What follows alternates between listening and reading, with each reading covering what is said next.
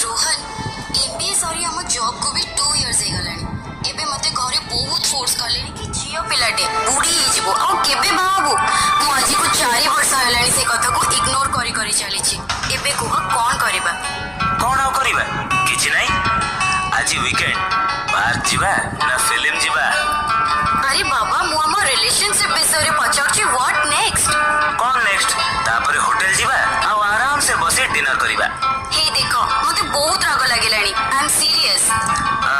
कौन कहलो मु भी सीरियस लेला फिल्म जीवा की बढ़िया मजा लागिवो। ताहले तमे हम बाहागर को नै किछि भी भाबिनो ना। हां भाबुची ना बहुत बहुत भाबुची। अरे रोहन आज पूरा प्रपोज डे किछि तो कुह।